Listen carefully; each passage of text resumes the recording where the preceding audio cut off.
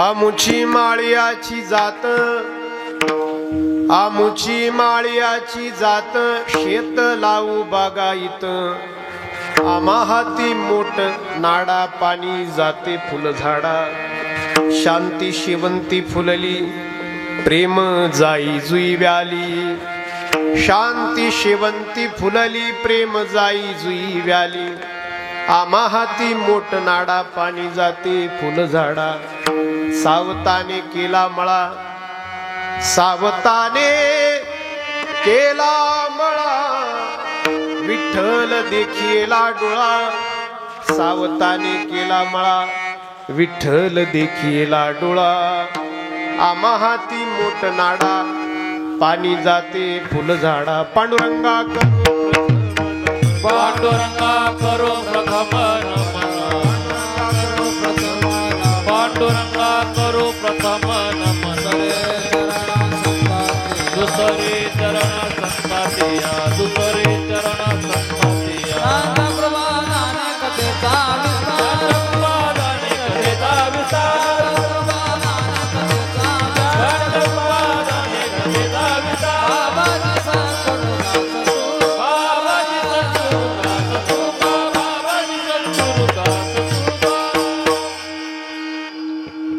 या मॉनिटरचा स्ट्रोक जो झटका बसतोय तो काढा, फक्त आवाज राहू द्या, स्ट्रोक काढा, तो झटका बसतोय ना धप्पासा तेवढा काढा.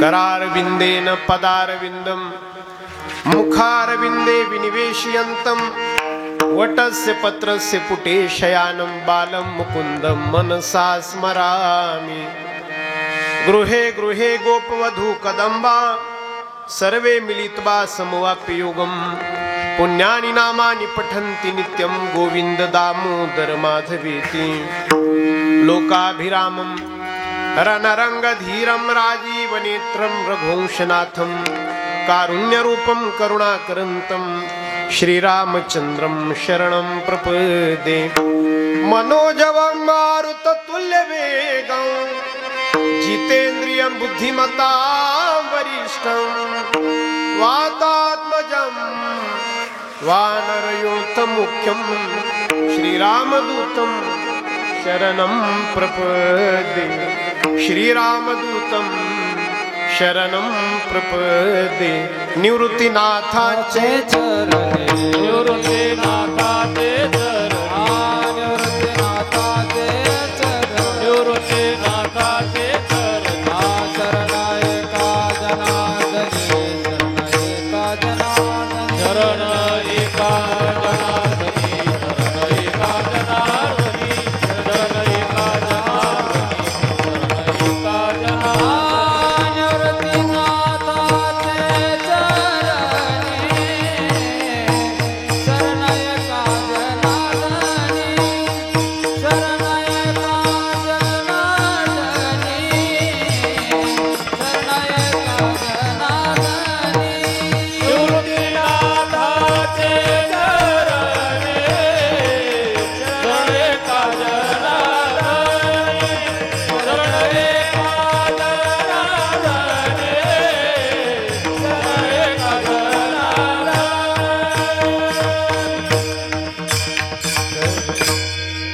आमुची माळियाची जात, शेत लावू बागायत, आम्हा हाती मोठ नाडा, पाणी जाते फुल झाडा.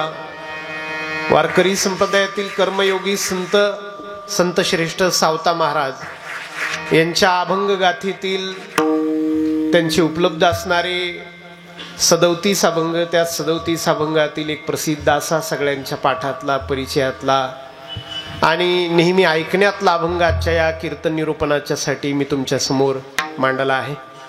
श्री सावता महाराज या प्रस्तुत अभंगातून सांगतायत की माझ्या नियतीने, नशिबाने, कर्माने, प्रारब्धाने किंवा देवाने मला जे काम दिलंय ते मी प्रामाणिकपणाने करतो. कारण मी ज्या कुळात जन्माला आलोय ते कुळ आहे माळ्याचं, आणि म्हणून मी माळ्याचं काम अत्यंत प्रामाणिकपणाने करतो आहे आणि मला त्यात आनंद आहे.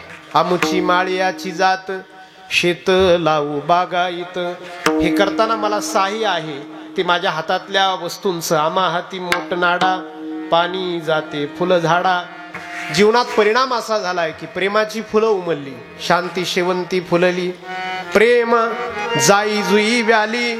आणि माझ्या जीवनातला सर्वोच्च याचा परिणाम असा आहे की हे सगळं करता करता मी पांडुरंगाला पाहिलं, सावताने केला मळा, विठ्ठल देखी येला डोळा.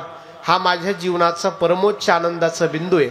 असं स्वतःचं जणू चरित्र सावता महाराज प्रस्तुत अभंगातून आपल्या सर्वांच्या समोर मांडत आहे. त्यांचा हा अभंग केवळ त्यांचं चरित्र नाही, तर तुमच्या माझ्या जगण्याची ती शिकवण आहे.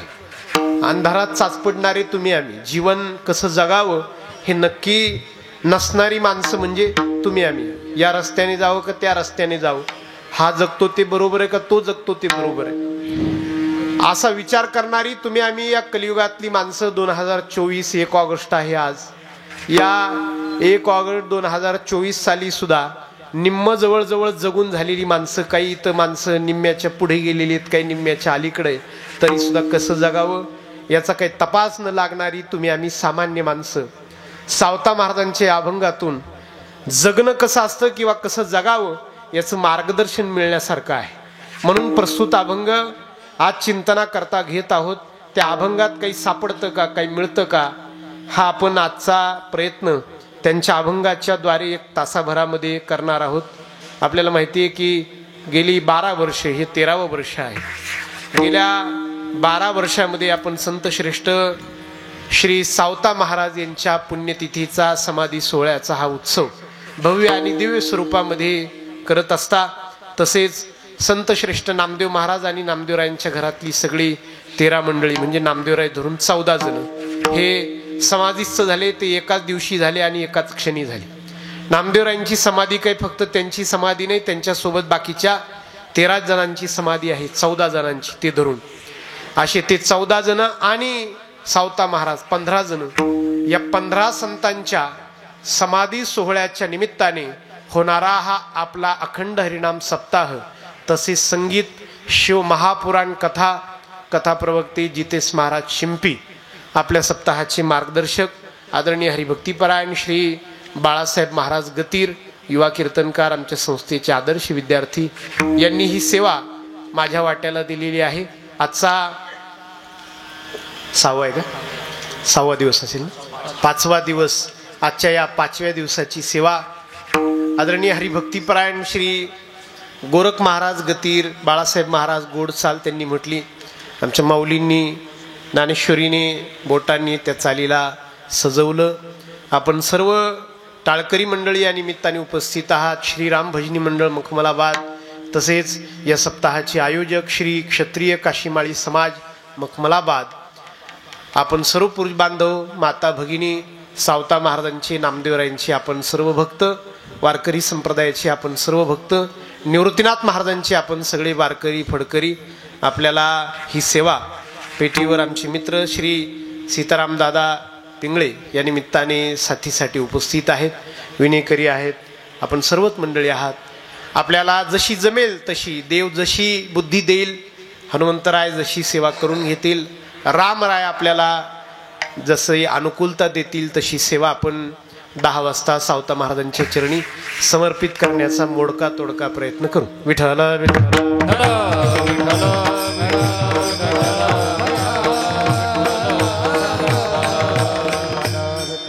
संत शिरोमणी सावता महाराजांचे वारकरी संप्रदायावर, महाराष्ट्रावर, पर्यायाने भारतावर खूप मोठे उपकार आहेत. त्यातला पहिला उपकार असा आहे की श्रद्धा आणि अंधश्रद्धा यात थोडीशी बारीक रेष असते आणि ती सहजासहजी जाणकार माणसाला सुद्धा ओळखता येत नाही. पण सावता महाराजांनी आपल्याला श्रद्धाही सांगितली आणि अंधश्रद्धाही सांगितली. सावता महाराजांचा हा आपल्यावर असलेला पहिला उपकार आहे. एरवी साधं भोळं व्यक्तिमत्व आपण सावता महाराजांचं मानतो, पण ते तसं साधं भोळं नाही. जगाला मार्गदर्शन करणारं त्यांचं चरित्र आहे, अत्यंत ज्ञानी चरित्र आहे. श्रद्धा आणि अंधश्रद्धा यात अगदी केसभर अंतर असतं.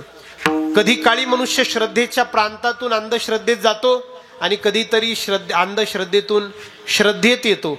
याचं बारीकसं अंतर आहे आणि ती लक्षात न आल्यामुळे माणसाकडून अपराध घडतो, गुन्हा घडतो. पण सावता महाराजांनी आपल्याला त्याचं मार्गदर्शन केलंय की श्रद्धा म्हणजे काय आणि अंधश्रद्धा म्हणजे काय? सोपं बोलायचं झालं तर आपल्या मळ्यामध्ये लावलेल्या पिकामध्ये पांडुरंग पाहणारे सावता महाराज वरवर कोणालाही वाटेल की काय साधा भोळा माणूस वेगळा. म्हणजे मिरचीमध्ये पांडुरंगाला पाहणारा, कांद्यामध्ये देवाला पाहणारा माणूस, याला तर कुणी गंडवू शकेल, या माणसाला तर कुणी फसवू शकेल. हा माणूस तर किती देव भोळा आहे, हा माणूस तर किती साधा भोळा आहे. ज्याला मिरचीमध्ये पांडुरंग दिसतो, ज्याला कांद्यामध्ये देव दिसतो, ज्याला भाजीपाल्यामध्ये विठ्ठल दिसतो, किती साधा भोळा माणूस आहे, किती अंधश्रद्धाळू माणूस आहे. पण सावता महाराजांची श्रद्धा आहे आपल्या मळ्यामध्ये देवाला पाहणं. पण त्याच वेळी त्यांच्या चरित्रात असा प्रसंग आहे. अरणभेंडी नावाच्या गावाला सावता महाराज राहत होते आणि मूळ ते औसा तालुका आहे लातूरमध्ये. तिकडून त्यांचे आजोबा देवबा माळी, सावता महाराजांच्या आजोबांचं नाव देवबा माळी, तर ते आले. दुष्काळ पडला त्या लातूर परिसरामध्ये, औसा नावाच्या त्या परिसरामध्ये. आणि त्या औसा नावाच्या परिसरातून ते देवबा माळी नावाचे पांडुरंगाचे वारकरी, त्यांना असं वाटलं की कुठंतरी जाऊन रोजीरोटी शोधायची आहे, पोटपाणी शोधायचंय. तर असं करू पंढरपूर परिसरात शोधू, जेणेकरून आपली वारी सुद्धा चुकणार नाही आणि आपलं पोटपाणी पण भागेल. तर पंढरपुरापासून साधारण एक 25-30 कोस अंतर असलेलं अरण नावाचं गाव, शेजारी एक भेंड गाव आहे म्हणून त्याला म्हणतात अरणभेंडी. त्या अरणभेंडी नावाच्या गावामध्ये त्यांचे आजोबा आले. त्यांचं नाव देवबा माळी. त्यांच्या पोटी 2 मुलं झाली. त्यांच्या मोठ्या मुलाचं नाव परसू आणि त्यांच्या पोटी श्री सावता महाराज जन्माला आले. आपल्या मळ्याची, आपल्या शेताची जबाबदारी करत असताना त्या गावामध्ये सावता महाराज, त्यांचं लग्न झालं आणि तत्कालीन त्या परिस्थितीमध्ये महामारी आली, एक साथीचा आजार आला आणि गावामध्ये एक देवऋषी होता, त्याचं नाव ओंकार स्वामी, आणि सावता महाराजांच्याच भावकीतला एक माणूस, त्यांचं नाव कामाजी माळी. त्या दोघांनी एकत्र येऊन ठरवलं की ही महामारी आहे आणि ही तेव्हा जाईल जेव्हा प्रत्येक घरातून एक एक बकरू देवीला बळी दिलं जाईल, देवाला बळी दिलं जाईल. जेव्हा गावात दौंडी पिटवली गेली, तो देवऋषी ओंकार स्वामी आणि सावता महाराजांच्याच भावकीतला तो कामाजी माळी, जेव्हा त्यांनी दौंडी पिटवली तेव्हा अख्खं गाव जमलं. माणूस मरणाला घाबरतो, आहे की नाही? कोरोनामध्ये जवळजवळ 50% लोकांनी माळी काढले, म्हणजे उगीच काढल्या का त्या, काय मजा वाटली? मरणाला घाबरतो महाराज माणूस, आहे की? मरणाला घाबरतो ना माणसं. मरणाला घाबरलेली माणसं जाऊ द्या, काय जातं ते एक बकरूच जातं ना, सगळ्यांनी मान्य केलं. सावता महाराज पारावर आले, गावकीची बैठक आहे. सावता महाराजांनी विरोध केला. फार सुंदर चरित्र आहे, बारकाईने ऐका. सावता महाराजांनी विरोध केला. सावता महाराजांनी विरोध केला की देवाला प्रसन्न करण्यासाठी देवाने घडवलेलं एखादं लेकरू, बकरू, कोकरू, एखादा जीव मारणं माझ्या पांडुरंगाच्या भक्तीत बसत नाही. आणि मला असं वाटतं की देवापुढे त्याच्या लेकराला मारून देव प्रसन्न होणार नाही, आणखी कोपेल. मी हे करणार नाही. सावता महाराजांचे एक भक्त होते त्याच गावामध्ये, त्यांचं नाव काशीबा गुरव समाजाचे होते. त्यांनी सुद्धा सावता महाराजांची बाजू घेतली. म्हटले बरोबर आहे, सावता महाराजांच्या प्रमाणे मी सुद्धा माझ्या घरातून बळी देण्यासाठी एखादा जीव देणार नाही. अख्ख्या गावाने त्या दोघा कुटुंबांना वाळीत टाकलं महाराज.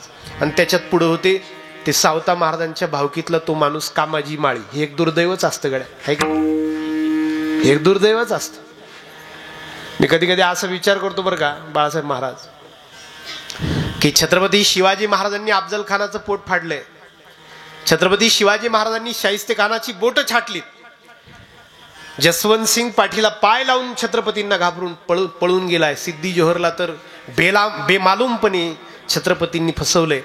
छत्रपती एका शूरासमोर मात्र माघारी आले, तह केलाय, शरणागती त्यांनी स्वीकारली. त्याचं नाव मिर्झा राजे जयसिंग. त्याचं कारण काय? तो काय फार शूर आहे असं काही नाही. मिर्झा राजे जयसिंग फार शूर आहे असं नाही, तरी पण छत्रपती त्याच्या समोर माघारी आले, तह केला. त्याचं कारण असं आहे महाराज, आपली माणसं जेव्हा दुःख देतात ना, ते दुःख आतवर जात असतं. आणि मिर्झा राजे जयसिंग आपला हिंदू आहे. छत्रपती जसे भगवान शंकराचे भक्त आहेत, तसा मिर्झा राजे जयसिंग सुद्धा एकलिंगी महादेवाचा भक्त आहे. म्हणून छत्रपतींनी पत्र पाठवलं होतं मिर्झा राजे जयसिंगाला की तू हिंदू आहेस, मी हिंदू आहेस, तू भगवान शंकराचा भक्त आहे, मी भगवान शंकराचा भक्त आहे, आपण दोघं एक आलो तर औरंगजेबाला तुर्कस्तानला परत हाकलून देऊ, त्याच्या गावी परत पाठवून देऊ, फक्त तू आणि मी एकत्र येण्याची गरज आहे. पण त्याच्या डोक्यात ती शिरलं नाही. आम्हाला कधीतरी एक संस्कृत श्लोक अभ्यासाला होता, मी तो श्लोक विसरलो, पण त्याचा अर्थ फार छान आहे. चाणक्याचा श्लोक होता तो. चाणक्य म्हणतो की जंगलामध्ये एक माणूस कुऱ्हाड घेऊन झाडं तोडायला निघाला जंगलामध्ये. तर त्या जंगलातल्या झाडांना वाचा फुटली, ती झाडं बोलायला लागले की हा माणूस, हा लाकूड तोड्या आपल्याला तोडायला येतोय, वाईट बिलकुलच वाटत नाही. तो माणूस आहे ना आपण झाड आहोत, तो माणूस आहे ना आपण झाड आहोत.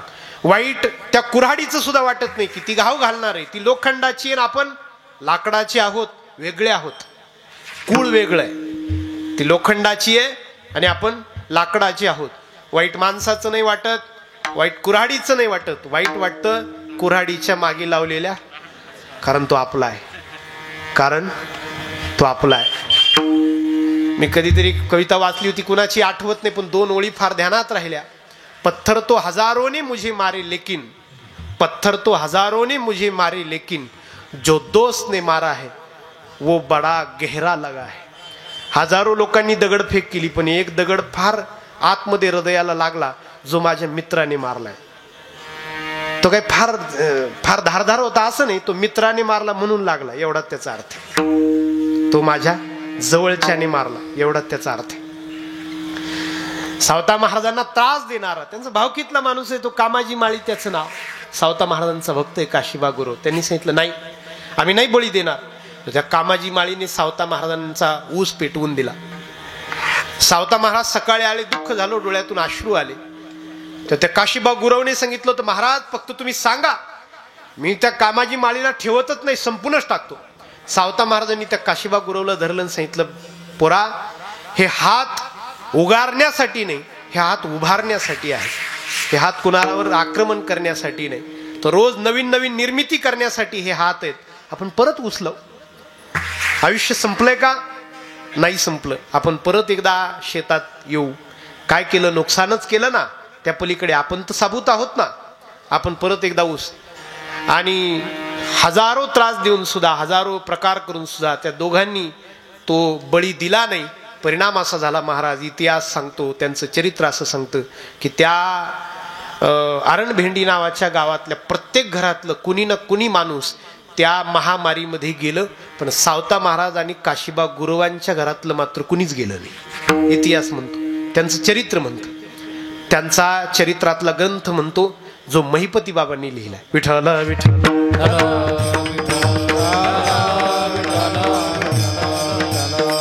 मी का सांगतो आपल्या पुढे मायबाप, तर श्रद्धेमध्ये आणि अंधश्रद्धेमध्ये एक बारीकसा फरक आहे. मिरचीच्या झाडामध्ये पांडुरंग पाहणं ही श्रद्धा आहे, देवाला खुश करण्यासाठी बळी मी देणार नाही ही अंधश्रद्धा आहे, ती मी करणार नाही. हा बारीकसा फरक संप्रदायातल्या पहिल्या संतांनी श्रद्धा आणि अंधश्रद्धेचा फरक आपल्या पुढे घालून दिलाय. त्यांचं नाव सावता महाराज. सावता महाराज एरवी देव भोळे माणूस. कांदा मुळा भाजी, कांदा मुळा भाजी, कांदा मुळा भाजी, कांदा मुळा भाजी, अवघी विठाई माझी, अवघी विठाई माझी, अवघी विठाई माझी, अवघी विठाई माझी. कांदा मुळा भाजी, कांदा मुळा भाजी, कांदा मुळा भाजी, कांदा मुळा भाजी,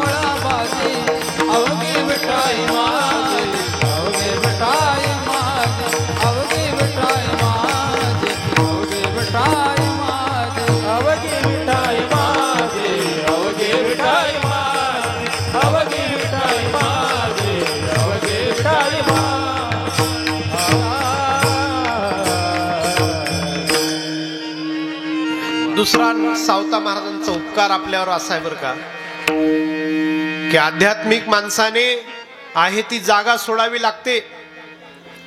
हा जो प्राचीन मान्यतेचा भाग आहे हा पहिल्यांदा दूर सारून आहे त्या घरात आहे त्या मळ्यात देव मिळवणारे संत म्हणजे सावता महाराज आहेत. तुकाराम महाराजांचं प्रमाण आहे ठाईचं बैसोनी. मग या प्रमाणाला जर संत दाखवायचा झाला तर कोणता दाखवता येईल बरं? सावता महाराज, दुसरे नाही दाखवता येणार. बाकीच्यांनी घर सोडलंय, बाकीच्यांनी आपापल्या जागा सोडलेल्या आहेत. महाराजाचे संत आहेत. तुम्हाला अजून सांगतो मी तरुण पोरांना विशेषतः, सगळे संत मोठे आहेत, आकाशापेक्षा मोठे आहेत. आकाश साधू संतांपेक्षा खूप छोट आहे मायबाप. तुका आकाशा एवढा, तरी पण मला सांगू द्या, तुम्ही 100% प्रत्येक संताला फॉलो करू शकत नाही. 100% नाही फॉलो करू शकत. उदाहरणार्थ माऊली ब्रह्मचारी आहेत आणि आपण प्रापंचिक माणसं आहोत ना. ज्ञानेश्वर महाराज ब्रह्मचारी आहेत. तुकाराम महाराज 14 दिवस भंडाऱ्यावर बसतात. नाथ महाराजांच्या पत्नीच्या पाठीवर कोणीतरी बसतं, ते त्याला प्रतिकार करत नाहीत. 100% ज्यांच्या मागं आपण चालू शकतो ते सावता महाराज आहेत. आहे ती जागा फार गोड दृष्टांत आहे. त्यांच्या जीवनातला लहासा नावाचं गाव आहे आंध्र प्रदेशामध्ये, देगलूरच्या पलीकडे. आणि त्या लहाशा नावाच्या गावाहून एक दिंडी पंढरपूरला निघाली होती. सावता महाराजांच्या मळ्याचं नाव होतं विठ्ठल मळा. समोरच्या वडाच्या झाडाखाली ती दिंडी बसली. काकड्या आल्या होत्या मळ्यामध्ये. सावता महाराजांनी उपरणं घेतलं, पटपट पटपट काकड्या तोडल्या, दिंडीला सामोरे गेले. वारकऱ्यांनो, एवढी माझी सेवा घ्या, फार बरं वाटेल.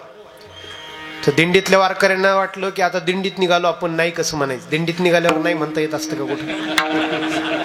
पंक्तीला कुठं नाही म्हणता येत असतं का बरं? मला सांगा. ते आमची दिंडी दात लिहून आम्ही येत असतो. गबाजी बुवा गायकवाड आपले त्र्यंबक बुवा त्यांच्याकडे थांबत असतो ज्ञानेश्वर भुवनला. पहिल्या दिवशी मुक्काम, दुसऱ्या दिवशी या नागरे बाबांकडे मैरावणीला असतो. तर 20 किलोमीटर अंतर असं कुंडावून जातो आम्ही. नाशिकमध्ये 2 जेवणं असतात दिंडीचे. एका दिवसाचं अंतर 20 किलोमीटर भरेल. 2 जेवणं असतात. त्याशिवाय नाशिक मधल्या परिचितांकडे नाश्ते असतात. नाश्ते तर किती असतात माहिती? एका दिवसाला नाश्ते 12 फक्त. हलके असतात पदार्थ. भजी त्याला तरंगतात ना, हलकेच ना भजी म्हणायचे आहे की नाही, पावभाजी, असे हलके नाश्ते असतात. दिंडीत निघाल्यावर कुठं नाही म्हणता येत असतं. सावता महाराजांनी त्या दिंडीच्या मधोमध आपलं उपरण अंथरलं. काकड्या घेतल्या वारकऱ्यांनी. सावता महाराजांच्या गळ्यामध्ये भली टपोरी तुळशीची माळ पाहिली, कपाळावरचा गंध पाहिला. आणि वारकऱ्यांनी विचारलं, नाव काय तुझं? म्हटले, माझं नाव सावतोबा. अरे वा. आडनाव? म्हटले, माळी. अरे वा. वडिलांचं नाव? म्हटले, परसू. तू पण पांडुरंगाचा भक्त दिसतोस, कधी येणार आहेस पंढरपूरला? म्हटले, नाही येणार मायबाप, माझा नमस्कार तुम्ही पांडुरंगाला सांगा. डोळ्यातून पाणी आलं सावता महाराजांच्या. त्या वारकऱ्यांनी विचारलं, अरे रडू नकोस, तुझा नमस्कार आम्ही जरूर सांगतो, पण तुझी वारी का चुकणार आहे? यावेळी तू पंढरपूरला का येणार नाही? सावता महाराजांनी सांगितलं होतं, मायबाप खरं सांगू का वारकऱ्यांनो, मी यावेळी येणार नाही असं नाही, मी जन्मात अजून कधी पंढरपूरला गेलो नाही. ते म्हटले, काकडे घेऊ नका रे, काय माणूस आहे? 30 कोसावर राहतो पंढरपुरापासून आणि आपण आंध्र प्रदेशातून आलो, आणि हा माणूस म्हणतो मी जन्मभर कधी पंढरपूरलाच गेलो नाही, काकड्या नका घेऊ. सावता महाराजांच्या डोळ्याच्या कडा पाणावल्या. मायबाप एवढी सेवा नका म्हणू नका, साधी सेवा आहे काकड्यांची, एवढी घ्या. मी पंढरपूरला येत नाही, कंटाळा आहे असं नाही, आवड नाही असं नाही, आवड तर फार आहे, प्राणापलीकडे आवड आहे, तरी पण येत नाही, आलो नाही आतापर्यंत. त्याचं कारण असं आहे की माझ्या घरात करता माणूस नाही कोणी. मी गेल्यावर ही मोठ धरणारं, दारं धरणारं, शेतमालाला पाणी भरणारं करता माणूस नाही कुणी. मी असा विचार करतो की मी जेव्हा पांडुरंगाच्या दर्शनाच्या रांगेला उभा राहीन आणि जेव्हा पांडुरंगासमोर मी जाईन, तेव्हा तो पांडुरंग मला जाब विचारेल की सावता, तो मळा तर तुझा सुकून गेला, त्याला जबाबदार कोण आहे? आणि मी देवाच्या नजरेला नजर भिडवू शकणार नाही, मी देवाच्या नजरेला नजर भिडवू शकणार नाही. म्हणून मी इथंच थांबतो. आणि कमाल अशी, महाराज आपण सगळे पंढरपूरला जातो, सावता महाराज भाग्यवान आहे, पंढरपूर सावता महाराजांकडे आलं होतं. देव देव देव त्यांच्याकडे आला होता. हे की फार सुंदर प्रमाणे मी बोलून गेलो, ठाईचं बैसोनी करा एक चित्त. पण हे प्रमाण जर तुम्हाला एखाद्या व्यक्तीत बसवायचं असेल, एखाद्या संताला कडे बोट दाखवून हे प्रमाण आणि त्या संतासाठी गायचं असेल, तर तुम्हाला सावता महाराजांशिवाय पर्याय नाही. विठ्ठल विठ्ठल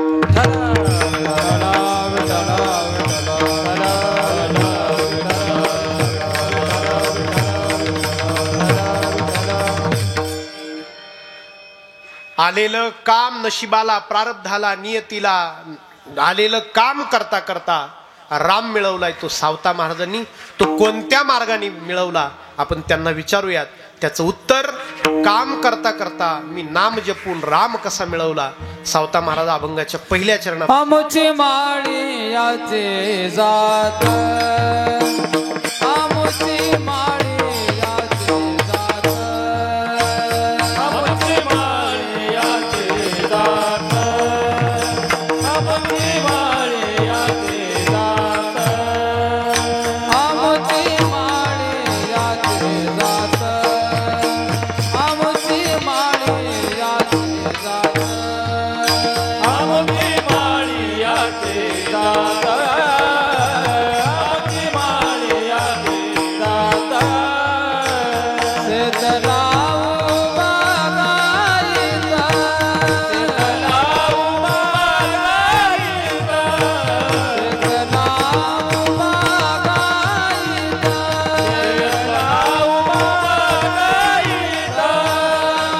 आमाते मोठं नाडा, आमाते मोठं नाडा, आमाते मोठं नाडा, आमाते मोठं नाडा. आमची माळी याचे जात, शेतलाऊ बागायत, शेतलाऊ बागायत, शेतलाऊ बागायत. आमची माळी याचे जात, शेतलाऊ बागायत, शेतलाऊ बागायत, शेतलाऊ बागायत.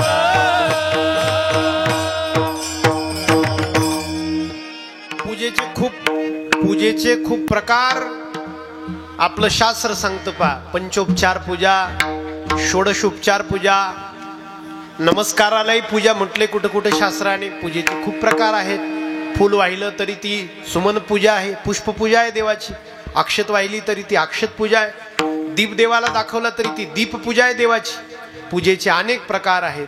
पण तुम्ही जर ज्ञानेश्वर महाराजांना विचाराल की माऊली जगातली सर्वोत्कृष्ट पूजा कोणती, तर माऊलींचं त्याला उत्तर आहे, स्वकर्म कुसुमांची वीरा पूजा केली होय अपार.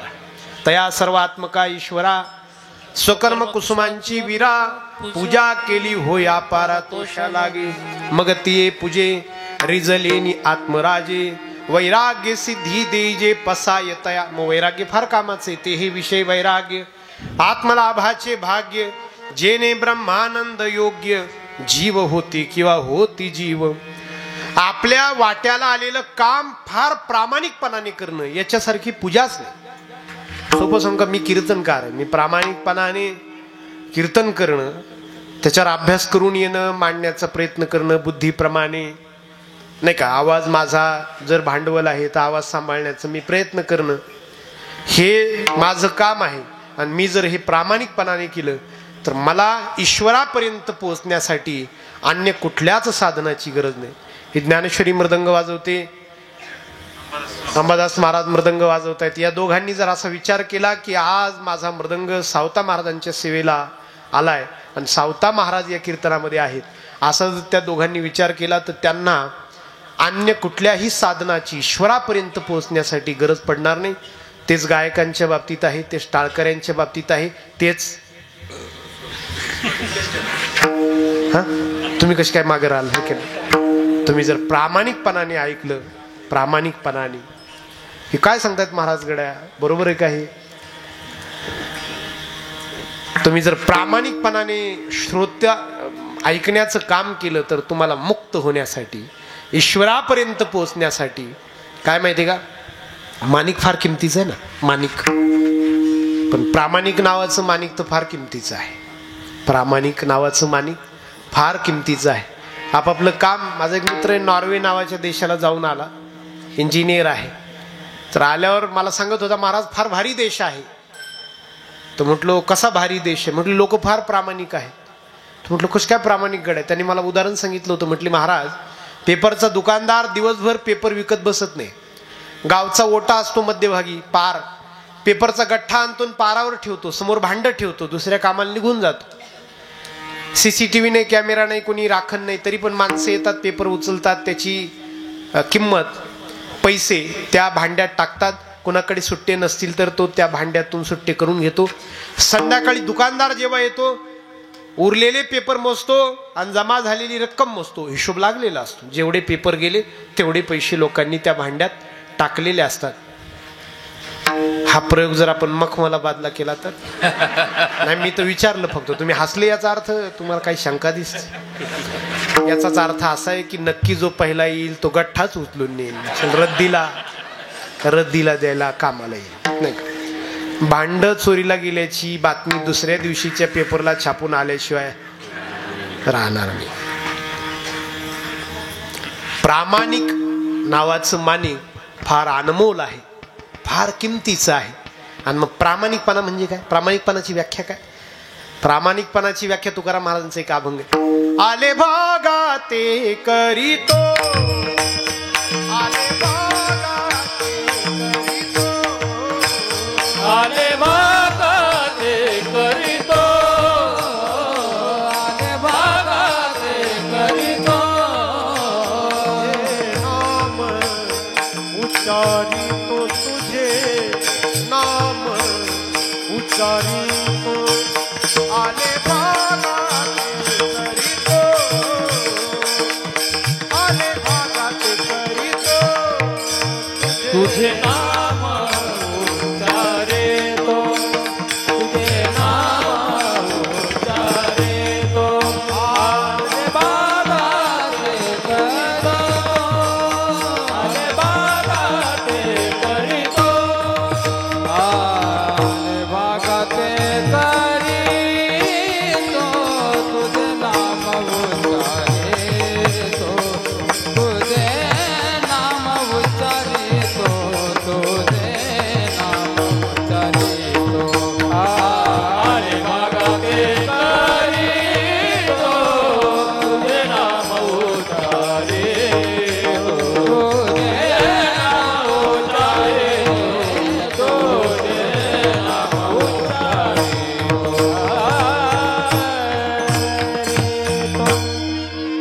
ज्ञानेश्वर महाराजांनी ज्ञानेश्वरीमध्ये तपाची व्याख्या केली आहे. तपाची, तप म्हणजे काय? ज्ञानेश्वर महाराज म्हणतात तुम्ही विद्यार्थी असाल, तुम्ही अभ्यास करणं हे तुमचं तप आहे. तुम्ही सौभाग्यवती आहात, सौ आहात कुणाची तरी, तर ज्याची तुम्ही सौ आहात त्याची सेवा करणं हे त्या सौचं तप आहे. तप काय व्याख्या आहे ज्ञानेश्वर महाराजांची गड्या, काय व्याख्या आहे, काय क्रांतिकारी संत आहेत ज्ञानेश्वर महाराज. ज्ञानेश्वर महाराज म्हणतात तुम्ही गृहस्थी आहात, तुम्ही कुटुंबाचे कर्ते आहात, कर्ते.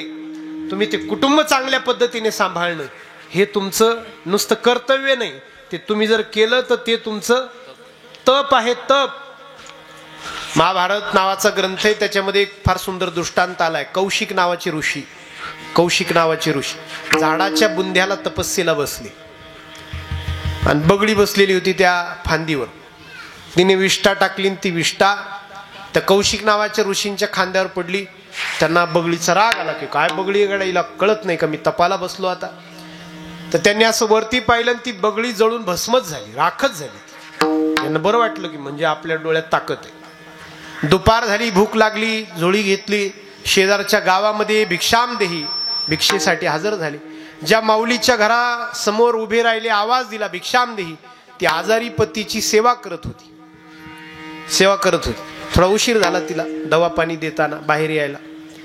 यांचा रागाचा पारा तोपर्यंत 100 वर गेला. यांना वाटलं कळत नाही का, ते बगळीला जसं जाळलं तसं जर जाळलं तर या बाईला मग कळल काहीला.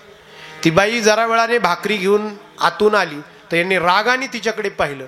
पण त्या बाईने सांगितलं ऋषी डोळे आवरून घ्या, जळून जायला मी काही ती झाडावरची बगळी नाही, पंचरच झाली. की हिला कसं काय कळालं बरं, मी तर काही सांगितलं नाही, बगळी तर काही राहिली नाही. पटकन पाया पडले आणि सांगितलं की माऊली ही सिद्धी कुठं मिळते बरं. चुकणं स्वभाव आहे बरं का, फक्त चूक कळाली पाहिजे, है की नाही. चूक रेटवता कामा नये. मी चुकलोच नाही, मी चुकलो हे जर कळालं. नवरा बायको उशिराच्या कामावून घरी आले, काही अंधार होता, घराला कुलूप लावलेलं होतं, चावी बायकोच्या हातात होती, बाहेर अंधार होता. बायकोनी ती चावी घेतली, ते कुलपात टाकले, असं फिरव असं फिरव, उघडे ना ती कुलूप. 10 मिनिटं झाली. नवऱ्याने मोबाईल चालू केला, टॉर्च बॅटरी चालू केली, धरला तो मोबाईल असं, तिच्या हाताने ती कुलूपच उघडेन. 20 मिनिटं झाली. शेवटी नवऱ्याने तिला सांगितलं जरा चावी माझ्याकडे देते का. तिने चावी त्याच्या हातात दिली. त्याने मोबाईल चालू होता बॅटरी, तो मोबाईल त्याने तिच्या हातात दिला. तिने ती लाईट धरला असा मोबाईलचा आणि त्या नवऱ्याने ती चावी घेतली, त्या कुलपात टाकली, फिरवली, ते उघडलं पहिल्या क्षणाला, लगेच उघडलं. तर त्याने तिच्याकडे पाहिलं, पण तिने माघार नाही घेतली. तिने सांगितलं असा लाईट धरायचा असतो मग कुलूप खोलत असतो. कसा धरा म्हणले, असा धरीन असा धरीन. मला कळलं आता की कसं धरायचं असतं. मोठ्या माणसाचं असे महाराज ते चुकतात बरं का, तेही चुकतात. चुकलेले नाहीत का मोठी माणसं, चुकलेले आहेत. मी तवानाथ अपराधी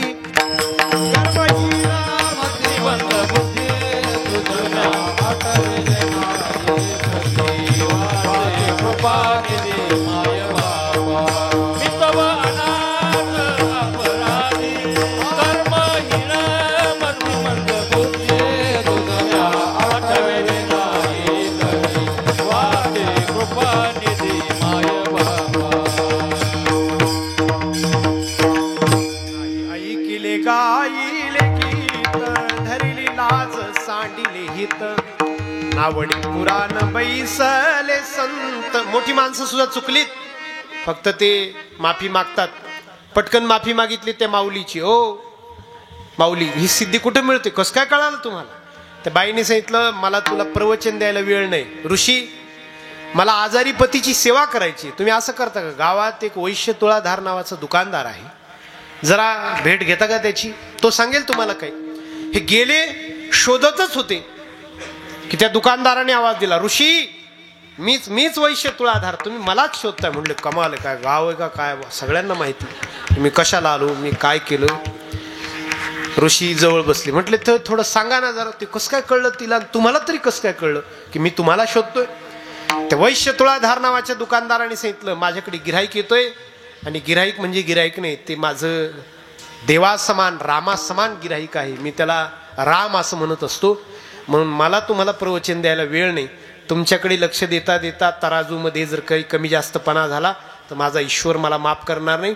तुम्ही जंगलामध्ये जा, एक शिकारी आहे धर्मव्याध नावाचा शिकारी, तो शिकारी तुम्हाला काही सांगू शकेल. हे गेले आणि त्या शिकाऱ्याकडून त्यांनी उपदेश घेतला. महाभारतामध्ये त्याला धर्मव्याध गीता असं म्हणतात. प्रसंग संपला. तो प्रसंग आपल्याला असं सांगतो की तिच्या दृष्टीने आजारी पतीची सेवा हे तिचं तप आहे.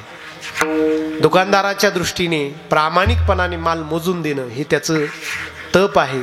सावता महाराज म्हणतात मी माळी कुळात जन्माला आलो, मी शेती करणं हे माझं नुसतं कर्तव्य नाही, त्याच्या पलीकडे जाऊन माझं ते तप आहे. वारकरी संप्रदाय सांगतो मायबाप तुम्हाला, मी संप्रदाय असं म्हणतो की तुम्ही 400 किलोमीटर दूर आहात, इथे दुकानात व्यवसायात नोकरीत आहात, शेतीत आहात, पण इथून जर तुम्ही पांडुरंगाच्या चरणाचं चिंतन करत आहात तर तुम्ही पांडुरंगाच्या अगदी चरणाजवळ आहात. आणि जो तिथं चरणाजवळ बसलाय तिथं पुजारी, त्याचं जर लक्ष चरण सोडून थोडं बाजूला गेलं की कोणी काय टाकतं, मी कधी खिशात घालतो बा, आणि कसं ते CCTV पासून वाचवता येईल हे जर त्याच्या डोक्यात असलं, त्याचं लक्ष जर त्या पुजाऱ्याचं देवाच्या चरणाहून जर नोटेवर गेलं तर संप्रदाय असं म्हणतो की तो फार लांब आहे. तो जरी जवळ असेल तरी तो फार लांब आहे. इतक्या दिवस संप्रदाय टिकला, उगीच टिकला का हा. किती संप्रदाय आले आणि काळाच्या ओघात नष्ट झाले. त्याचं कारण आहे हा संप्रदाय देहाचं अंतर मोजत नाही, हा संप्रदाय मनाचं अंतर मोजतो. मनाचं. एक जुना चित्रपट आला होता संत गोरोबा, आणि त्यातलं एक गाणं आहे, गदी माडगुळकरांनी लिहिलंय, सुधीर फडकेंचा आवाज आहे. तुझे रूप चित्ती राहो मुखी तुझे नाम, देह प्रपंचाचा दास, सुखे करो काम, सुखे करो काम. तुझे रूप चित्ती राहो नाम तुझे घेतो गोरा, म्हणून आठयाम, देह प्रपंचाचा दास, सुखे करो काम, सुखे करो काम. तुझे रूप चित्ती राहो. आमुची माळ्याची जात शेत लावू बागायत. हे करताना आम्हाला काय काय उपयोगी येतं, आमच्या हातात काय, ते महाराज अभंगाच्या दुसऱ्या चरणात. आमाती मोठ नाडा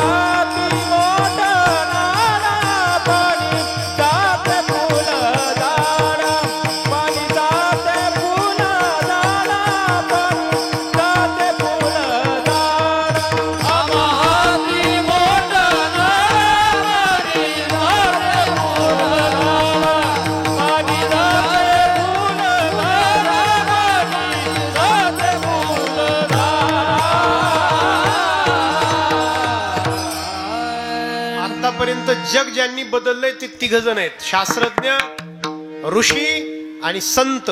या तिघांमुळे जगाची दिशा ठरली आहे. इतिहास आहे, जगाचा इतिहास, कुठल्याही देशाचा, कुठल्याही खंडाचा उचलून पहा. जग बदललंय. एक शास्त्रज्ञ, एक ऋषी आणि तिसरे संत. शास्त्रज्ञ काय करतो? शास्त्रज्ञ प्रपंचाच्या सुखसोयी निर्माण करतो, स्वतःचं जीवन त्यासाठी तो खर्ची घालतो.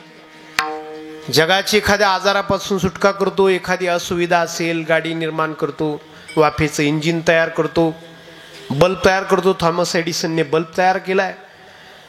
एखादा अल्बर्ट आईन्स्टाईन असेल अणुऊर्जा तयार करतो, हे की नाही. एखादा ते लुई पाश्चर होता, लुई नावाचं पोरग, आणि चौकात खेळत होतं, चौकात, फ्रान्सच्या चौकात खेळत होतं. पिसाळलेलं कुत्रा आला आणि त्या लुईच्या मित्राला चावलं. 8 वर्षाचं पोरग, आणि हा पण 8च वर्षांचं. रेबीज नावाचा आजार, पिसाळणे नावाचा आजार त्या पोराला झाला आणि ते पोरग मरण पावलं. त्याचा मित्र हा लुई, याला मोठं वाईट वाटलं की गड्या 8 वर्षाचा आपलाच साथीदार, एका बेंचवर बसणारो आपण, एका डब्यात आपण जेवण करणार, आणि पोरग त्याला भेटता नाही आलं मला, शेवटी माझा मित्र मेला. मी हा पिसाळणे नावाचा आजार जगातून संपून दाखवीन. त्याने प्रतिज्ञा केली. 12वी झाला, सायन्स शाखेला प्रवेश मिळवला होता. छोटीशी आडगळीची खोली होती कोपऱ्यातली. आईला विचारलं त्याने, आई ही खोली काय कामाची? म्हटले आडगळीची खोली आहे, विनाकारांच्या वस्तू पडलेल्या असतात. म्हटले आई मी ती घेऊ का? मला ती प्रयोगशाळा, लॅबोरेटरी करायची आहे. म्हटले घे ना. त्या लुईने ती प्रयोगशाळा म्हणून घेतली ताब्यात. तिथं काय करायचं? तो पिसाळलेल्या कुत्र्यांची लाळ जमा करायचा. 12वीला गेला, 18 वर्षांचा झाला. पिसाळलेल्या कुत्र्यांची लाळ जमा करायचा, त्याच्यात कोणते जंतू आहे ते शोधायचं, ते कशाने मरतील हे शोधायचं, पण ते जंतू मेले पाहिजे, माणसाला काही नाही झालं पाहिजे.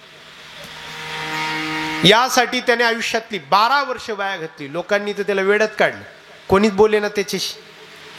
लोक पिसाळलेलं कुत्रं पाहिलं का लांब पळायची, हा विचारायचं पिसाळलेलं कुत्रं पाहिलं का, पिसाळलेलं कुत्रं पाहिलं का, पिसाळलेलं कुत्रं पाहिलं का. लोक म्हटले याला सुद्धा एक दिवस कुत्रं चावणार, हा सुद्धा मित्राच्याच रस्त्याने जाणार. याचं डोकं फिरलं. वडील बोले ना. एक आई सोडून सगळ्यांनी त्या पोराला बिघडला हा शिक्का देऊन टाकला.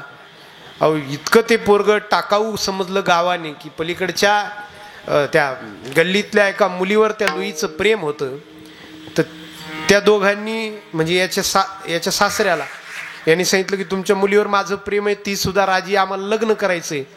तर त्या मुलीच्या बापाने सांगितलं होतं अजिबात नाही, तर बिलकुल नाही, तर मी तुला मुलगी द्यायची. मला लोक विचारतील की जावायला पॅकेज किती येतं, काय सांगायचं? लाळेचं, कुत्र्याच्या लाळेचं काय सांगायचं? काय नेमकं काय करतो? तर कोंडून घेतो स्वतःला दिवसभर. काय सांगायचं उत्तर? मी तशी ठेवीन पण मुलगी देणार नाही. त्यांनी पळून जाऊन लग्न केलं. तर त्या सासऱ्याने त्या लुईच्या शेजारी गल्ली, पण कधी घरात पाय नाही ठेवला, कधीच नाही ठेवला.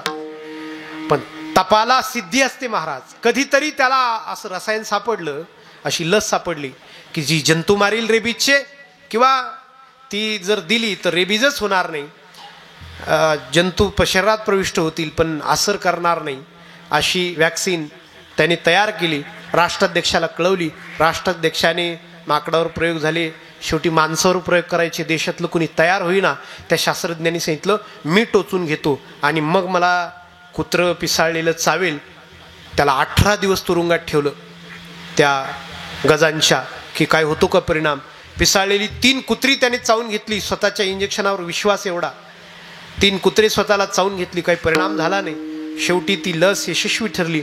त्या दिवशी 8 वाजता रात्री राष्ट्राध्यक्षाने रेडिओवर भाषण केलं की आपण अशा सुपुत्राला जन्म दिलाय की ज्याने जगाला रेबीज नावाच्या आजारापासून वाचवले.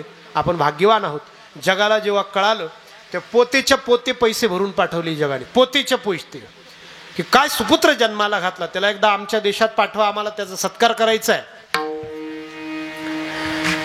त्याला एवढे पैसे आले, ट्रकभर पैसा आला. राष्ट्राध्यक्षाने सांगितलं ही 50 एकर जमीन तुला देतो, केवढं घर बांधायचं या पैशातून बांध. त्याने सांगितलं मला घर नाही बांधायचं, मला कॉलेज बांधायचंय. आणि त्याने कॉलेज बांधलं, रिसर्च इन्स्टिट्यूट बांधलं. त्याचं नाव पाश्चर इन्स्टिट्यूट. आजही ते आहे, आजही ते आहे. त्याचं उद्घाटन होतं, फीत बांधलेली होती, राष्ट्राध्यक्ष आलेले होते. रस्त्याच्या दुतर्फा लोक फुलं उधळायला तयार होती. रॉल्स रॉइस नावाची त्या काळची सगळ्यात महागडी गाडी ती सरकारने त्याला दिली. त्या गाडीत तो बसला होता, शेजारी बायको बसली होती. गडबडीत मागच्या शीटवर सासरा पण बसलाच, जागा मिळवलीच त्याने. आणि काच खोलून आख्यांना सांगत होता आपला जावई. उगीच नाही मुलगी दिली, मला माहिती होतं काहीतरी करणार आहे चांगलं, उगीच का वाया जातो का, तसं असतं का कुठं. मला असं हे प्रसंग वाचल्यानंतर असं एक वाक्य सुचलं बरं का महाराज, की माणसांच्या पाठीमागे पळू नये, आपण योग्य व्हावं. माणसं आपलीच आहे, ती येणार आहे, ती कुठे जाणार आहेत महाराज, है की. त्यांच्या पाठीमागे पळू नये. माणसाचं सावलीचं काम सारखं आहे. त्यांच्या पाठीमागे आपण पळलं की त्यांना लय मान येतो, मग भाव येतो, ते पुढं पळतात. त्यांच्या मागे नाही पळायचं, आपण योग्य व्हायचं. योग्य ती येतील, आपलीच आहे, ती आपलीच आहे, ती जाणार कुठे. त्याचं वाक्य फार सुंदर आहे. त्याने त्या सत्काराला उत्तर दिलं होतं. त्याने सांगितलं होतं, तुम्ही मला दगड मारली, तुम्ही मला दगड मारली, पण मी ती दगड गोळा करून त्याचं शिल्प उभारलंय. ते शिल्प म्हणजे हे पाश्चर इन्स्टिट्यूट आहे. लाखो मुलं मरायची, पण मुलं मरणं बंद झालं. संसारातल्या समस्या जो सोडवतो तो शास्त्रज्ञांनी जगाची दिशा बदलवलेली आहे. एक विठ्ठल विठ्ठल विठ्ठल विठ्ठल विठ्ठल. दोन, ऋषींनी जगाची दिशा बदलवलेली आहे. ऋषींनी. आपण ह्या शिस्तीत बसलात, आपल्याला माहिती आहे की बसायला पाहिजे, स्त्रिया एका बाजूला, माणसं एका बाजूला. हे जी शिस्त आहे 84 लक्ष योनीपैकी फक्त आणि फक्त फक्त माणसाला आहे. का बरं माणसाला आहे? माणसाला खरी गोष्ट आहे बा. का माणसाला आहेच? फक्त माणसाला का? सगळ्यात बुद्धिवान आहे तर असं काही नाही. तो डॉल्फिन नावाचा मासा माणसापेक्षा बुद्धिवान आहे. चिंपाजी नावाचं माकड आहे, साधारणपणे 1.5 लाख चेहरे लक्षात ठेवतो म्हणतात. 1.5 लाख चेहरे. आपल्याला इतके चेहरे लक्षात राहत नाहीत, आहे की नाही. आम्हाला तर माणसं भेटतात, महाराज ओळखलं का, अशी पंचायत होते गड्या. म्हणजे ओळखण्याची इच्छा असते बरं का, फार इच्छा असते, पण नाही लक्षात राहतो. किती काय मर्यादा आहे का नाही डोक्याला काही. तर तो माणूस म्हणतो ओळखलं का. माझा तर फारच प्रॉब्लेम, मला नावच लक्षात राहत नाही. त्या माणसाच्या घरी जेवलेलो राहतो आपण, त्याच्या घरी गेलेलो राहतो, अशी पंचायत होते गड्या. मनात विचार येतो, हा माणूस विचार केला का कृतज्ञ माणूस आहे, जेवून गेला दोनदा आपल्या घरून, चहा पिऊन गेला. फार इच्छा असते की ओळखावं, लक्षात ठेवावं. आपण याच्या घरची 2 घास खाल्लेले आहेत, आपण याच्या घरी गेलेलो, नाही लक्षात राहत. करायचं काय, बुद्धीच्या मर्यादा आहेत ना. तो माणूस म्हणतो की ओळखलं का. मामी म्हणत असतो वा वा, तुम्हाला नाही ओळखायचं मग कोणाला ओळखायचं. म्हणजे थोडा एक लबाडपणा जरा असावा. माणूस नाराज होऊ नये यासाठी. पण तोही मोठा हुशारच. कीर्तनकाराच्या बारशाच्या घुगऱ्या त्यानेच वाटलेला राहतो. तो विचारतो सांगा बघू मी कुठला. एकदम माघार घेतो आम्ही की नाही ओळखलं गड्या, नाही ओळखलं. नाही तर मग चेहरा ओळखला, नाव नाही लक्ष, असं काहीतरी गोलमाल उत्तर आपली देऊन सुटका करून घ्यायची. ते चिंपाजी नावाचं माकड 1.5 लाख चेहरे लक्षात ठेवतं. एवढा माणूस बुद्धिवान नाही, तरी पण ह्याच कीर्तनात येऊन शिस्तीत बसून हे संस्कार फक्त माणसाकडे. कसं काय बरं. सगळ्यात सुंदर माणूस नाही, मोर माणसापेक्षा सुंदर आहे. वाघ पाहिलं मी, वाघ कसारी घाट आहे तिकडं, कसारी घाट आहे तिकडं. वाघ पाहिला पट्टेरी, काय सुंदर देखणं जनावर आहे. अशी माझी गाडी वळाली, मी एकटाच गाडीत, माझ्या गाडीची हेडलाईट त्याच्या छाताडावर, पट्ट्याचा पट्टेरी वाघ. काय देखणं, अंगावर तेल लावावं पैलवानाने तशी त्याची त्वचा चमकत होती. त्याची शेपटी त्याच्या दुप्पट आहे, लांब, निळेशार गोल डोळे, गोल बुबुळ. काय देखणं जनावर आहे वाघ. देखणं आहे फक्त आपण गाडीत पाहिजे, काचा बंद पाहिजे. सकाळी 5 वाजता फिरायला गेलो मग दिसल्यावर मग देखणं नाही अजिबात. नाही देखणं अजिबात. माणूस देखणा नाही, माणूस बुद्धिवान नाही. जाऊ पटकन मुद्द्याकडे. माणूस सगळ्यात वेगवान नाही, चित्त वेगवान आहे माणसापैकी, तरी पण संस्कार माणसाला. फार सोपं सांगू तुम्हाला. ही बहीण आहे, ही आपल्याला राखी बांधणार आहे. ही मुलगी आहे, हिला सासरी नांदवायला पाठवायचं. ही आई आहे, हिच्या पाया पडावं. आणि ही बायको आहे, फक्त हिच्याशीच संसार करायचा. हे फक्त आणि फक्त माणसाला माहिती आहे. मग हे माणसालाच कसं काय माहिती, हा माझा प्रश्न आहे. त्याचं उत्तर तुम्हाला देतो. कारण माणसांमध्ये ऋषी झालेत आणि त्यांनी आपल्याला तसा आदेश दिलाय. विठ्ठल विठ्ठल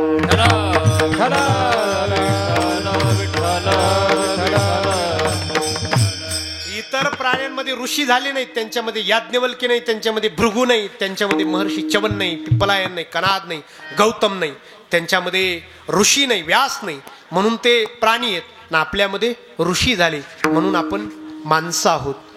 दोघांनी जगाचा इतिहास बदललाय, शास्त्रज्ञ, ऋषी आणि शेवट संत. संतांनी तर जगाचा इतका इतिहास बदललाय महाराज. तो शास्त्रज्ञ प्रपंचाची कामं सोपी करतो आणि ऋषी अध्यात्माचं काम सोपं करतो. पण संत त्याला म्हणतात महाराज ज्याच्या एका हातामध्ये प्रपंच आहे आणि एका हातामध्ये परमार्थ आहे. सावता महाराज म्हणतात, आमा हाती मोठ नाडा, आमच्या हातात मोठ नाडा आहे. एका हातामध्ये संसाराचं काम आहे, पण त्यातून उगवलेली फुलं देवाच्या पूजेला जात आहेत. हे आमचं प्रपंचाचं काम आहे, हे आमच्या परमार्थाचं काम आहे. एका हातामध्ये संसाराची साधनं, आम्हा हाती मोठ नाडा, पण पाणी जाते फुलं झाडा. देवपूजेसाठी आम्ही फुलं उगवतोय, हे आमचं परमार्थाचं काम आहे.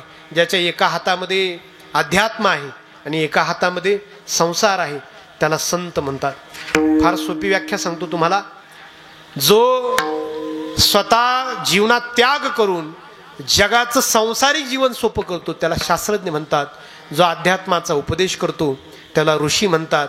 पण संसारात राहून अध्यात्म जगून दाखवतो त्याला सावता महाराज म्हणतात, त्याला नामदेव महाराज म्हणतात, त्याला तुकाराम महाराज म्हणतात,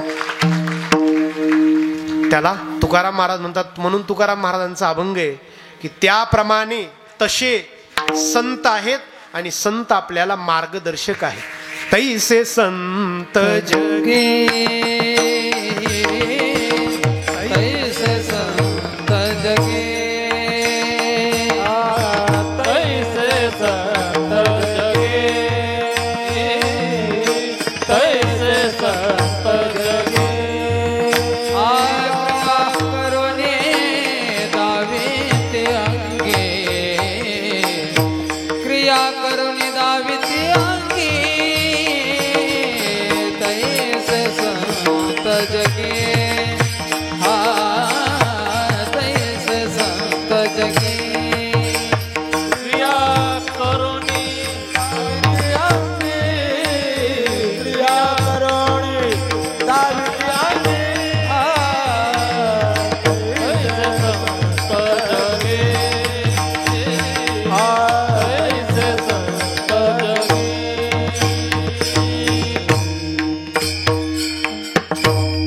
तैसे संत जगी. गीतेत एक श्लोक आहे, कर्मणे वै संसिद्धी मास्तिता जनकादयः. कर्मानेच जनक नावाचे ऋषी ईश्वरापर्यंत पोहोचले. पण तो जनक कुठला? मिथिला नगरीतला. ते आता नेपाळमध्ये गेलंय, नेपाळमध्ये आहे. या युगातला कुठलं तरी उदाहरण द्या म्हटलं तर सावता महाराजांचा अभंग समोर ठेवावा लागतो. आमा हाती मोठ नाडा, पाणी जाते फुल झाडा. एकदा वरती हात करा, मोठ्या प्रेमाने निवृत्तीनाथ महाराजांचं भजन करूयात. निवृत्ती राया, निवृत्ती राया, सोपान मुक्ताबाई ज्ञान सखाय. मोठ्या श्रद्धेने प्रेमाने सगळ्यांनी निवृत्ती राया.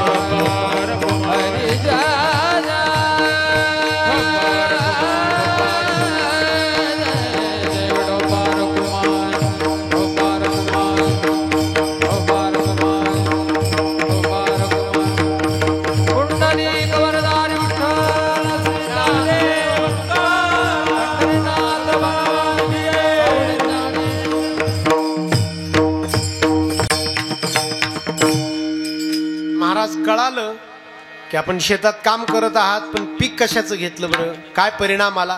महाराज तिसऱ्या चरणात सांगतात. शांती सेवंती फुलले, शांती सेवंती फुलले, शांती सेवंती फुलले, शांती सेवंती फुलले, शांती सेवंती फुलले, शांती सेवंती फुलले,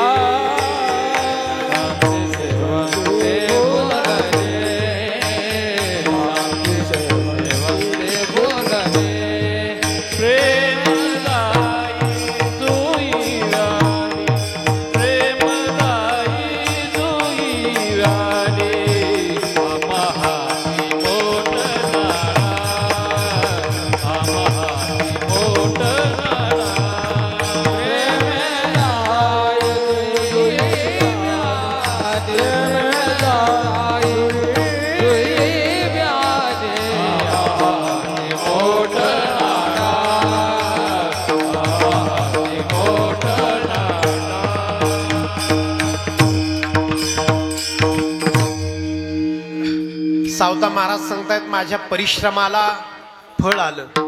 शेवंती रूपी शांती फुलली, शांती शेवंती फुलली आणि जाई जुई रूप प्रेम माझ्या शेतामध्ये निर्माण झालं. प्रेम जाई जुई व्याली, जाई आणि जुई प्रेम व्याली. तसं शांती रूपी शेवंती माझ्या मळ्यामध्ये फुलली.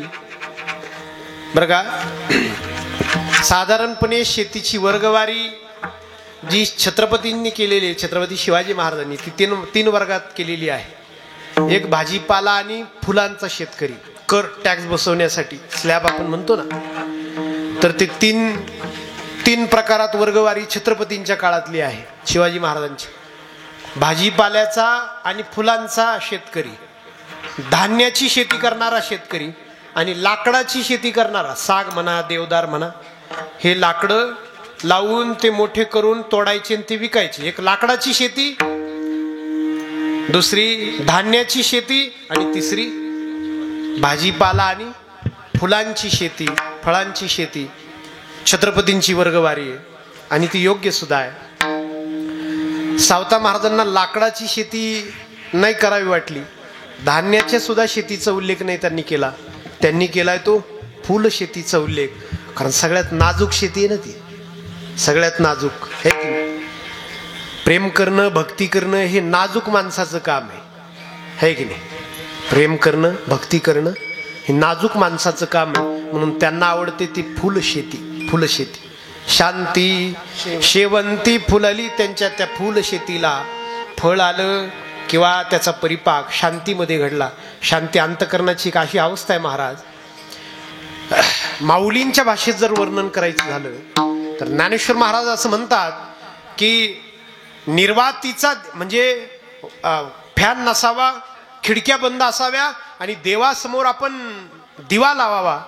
त्या दिव्यामध्ये, त्या ज्योतीमध्ये कंप येत नाही, ती एकसारखी ज्योती जळते. ती एकसारखी जळणारी ज्योती म्हणजे शांती अंतकरणाची अशी एक अवस्था की जिथं फार वाईट, जिथं फार दुःख आलं म्हणून वाईट वाटत नाही आणि फार चांगलं झालं म्हणून खूप उन्माद येत नाही, त्याला म्हणायचं शांती. शांती. आणि तुकाराम महाराजांचं तर घोषवाक्य आहे, या जगामध्ये तुम्हाला जर पहिलं तीराला लागायचं असेल, पलीकडे जायचं असेल तर शांतीशिवाय पर्याय नाही. शांती परते नाही सुख अवघेची दुःख, मनवोनी शांती धरा, शांती धरा, मनवोनी शांती धरा. उतराल पहिला तीरा उतराल. ट्रॅफिक मध्ये आपण अडकलो नाही का, ट्रॅफिक मध्ये आपण अडकलो. आता मी अडकलो होतो, काहीतरी लग्न होतं मध्ये इथं या तुमच्या, मग तो काय करायचं, काय राव लोकांना काही कळत नाही. हा, अभंग लावायचा, एसी लावायची, शांत बसायचं, दुसरं पर्याय नाही. मनवोनी शांती धरा. मला वाटतं शहरी लोकांना तर हा अभंग प्रत्येकाला फार आवश्यक आहे. तुमच्या या धकाधकीच्या धावपळीच्या, आम्ही खेड्यात राहणारी माणसं, निवांत जीवन आहे आमचं, जरा फार काही आमचा धावपळीचा संबंध येत नाही. असं तुमच्याकडे कीर्तनाला आल्यावर ट्रॅफिकमध्ये अडकतो आम्ही, बाकी निवांत आयुष्य आमचं. पण तुम्हाला हे फार गरजेचं आहे हा अभंग. मनवोनी शांती धरा, मनाविरुद्ध घडलं की हा अभंग, हे चरण ऐकत जा, पाहत जा, वाचत जा. मनवोनी शांती धरा, उतराल पहिला तीरा. मस्तपैकी हॉटेलला जेवायला जावं तर वेटिंगच असते तिथं, नाही का? मनवोनी शांती, काढायचं तिकीट, बसायचं आपलं साईडला. मनवोनी शांती धरा, उतराल पहिला तीरा. संत श्रेष्ठ भगवान बाबांच्या जीवनातला प्रसंग आहे बरं का, की त्यांच्या चरित्रात दादा आलंय, नारायण दादा, की ते गाव आठवणार नाही मला आता, पण त्या गावात भिक्षा मागायला गेले. त्यांचा एक सेवक होता, त्यांचं काय व्रत चाललं होतं 9 दिवसाचं. ते रामरायाचं जे नवरात्र आहे ते भिक्षा मागून करायची, एक वेळ जेवायची, तर संध्याकाळी बनवायचं नाही, भिक्षेचं खायचं, असं त्यांचं नवरात्रीचं ते व्रत होतं.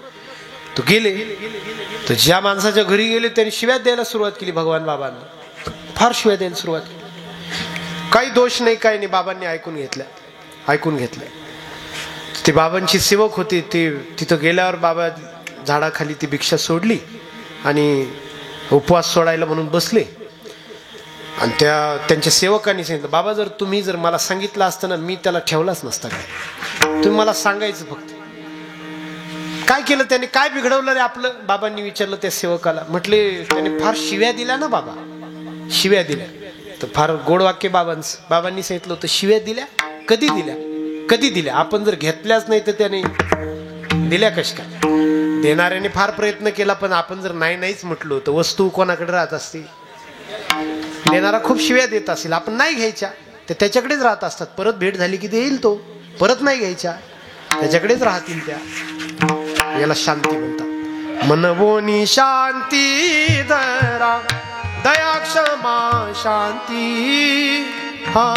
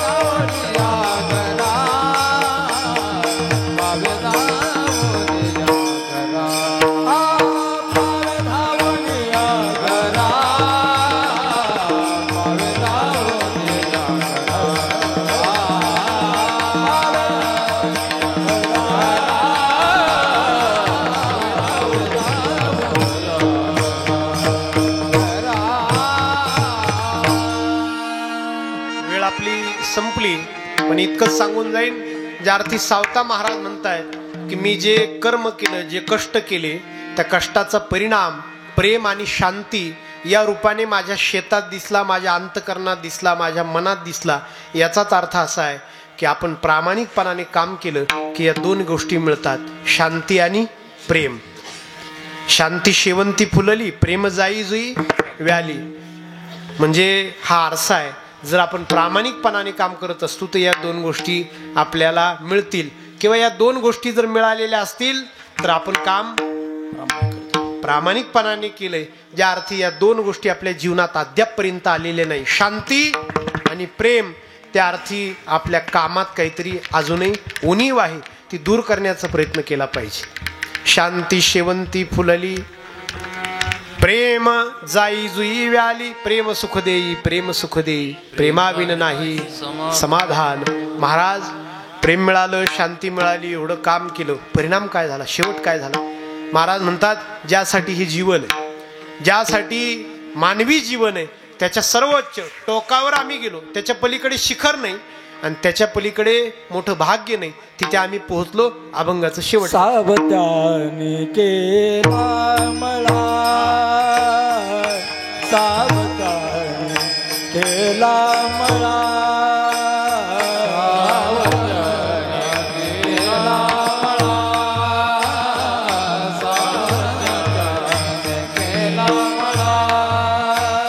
सावधान केला मला, मला सावधान केला मला,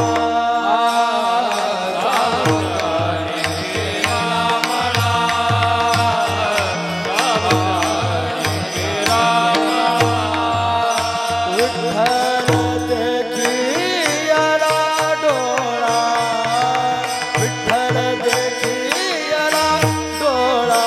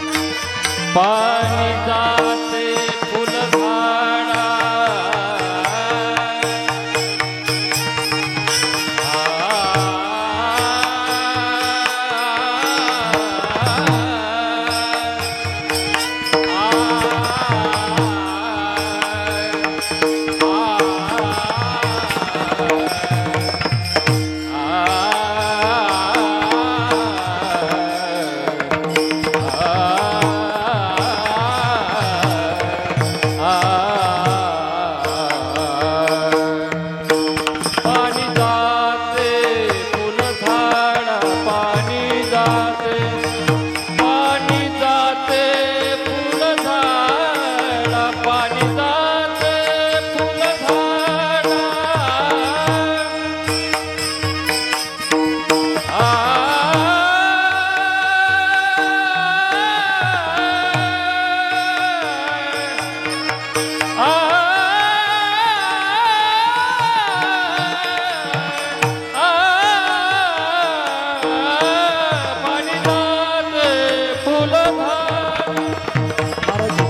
महाराज बारीक वाजव, फुल झाडा पाणी जाते फुल झाडा पाणी जाते फुल झाडा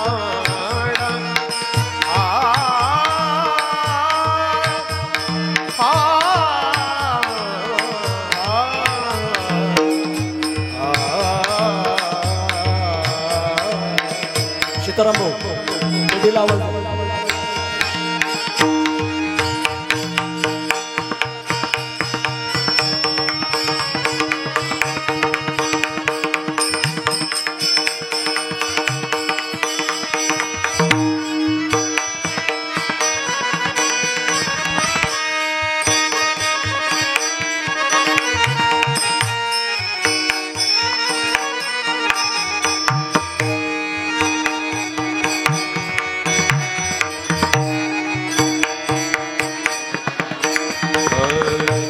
पाणी जाते फुल झाडा पाणी जाते फुल झाडा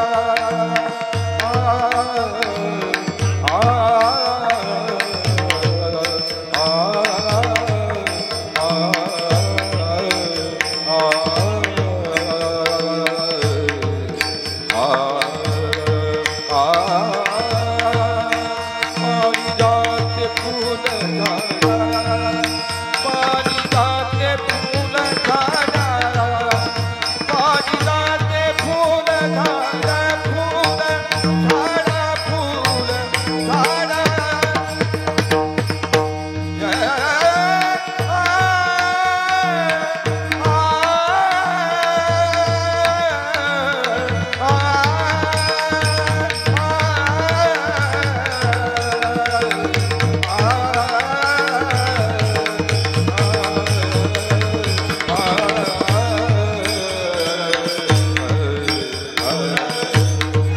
पाणी जाते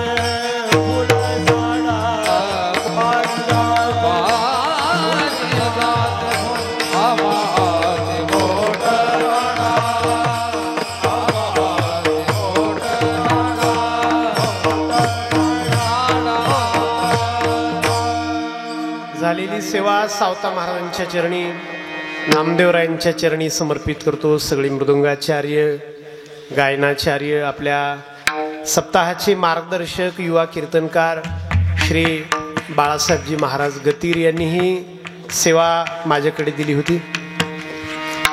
महाराज स्वतः तुमच्या उत्सवाला थांबतात आणि तुमच्या उत्सवाची ती श्रीमंती आहे. हां, बाळासाहेब महाराज थांबणं म्हणजे तुम्ही तुमच्या उत्सवाची ती सगळ्यात मोठी श्रीमंती. एवढ्या व्यस्त कीर्तनकाराने, एवढ्या गुणी कीर्तनकाराने आमच्या संस्थेचे आहेत ते, पण आमच्या या 15 वर्षाच्या या पिढीमध्ये आमच्या सगळ्यांमध्ये सगळ्यात गुणी कीर्तनकार आहे. त्यांचं पाठा, त्यांचं गाणं, त्यांचा स्वभाव सगळंच अत्यंत चहूबाजूने सगळी तयारी या कीर्तनकाराची आहे. आदर्श विद्यार्थी आहेत, आमच्या संस्थेचे नंबरचे विद्यार्थी आहेत. अशा कीर्तनकारांनी तुमच्या या उत्सवाला 8 दिवस थांबावं. खरं त्यांची सावता महाराजांवरची ही श्रद्धा आहे आणि त्या श्रद्धेने ते इथं थांबत असतात. मी तुम्हा सगळ्यांना जे हरी करतो, नमस्कार करतो. ही सेवा परत एकदा या संतद्वयाच्या चरणी समर्पित करतो आणि थांबतो. ज्ञानेश्वर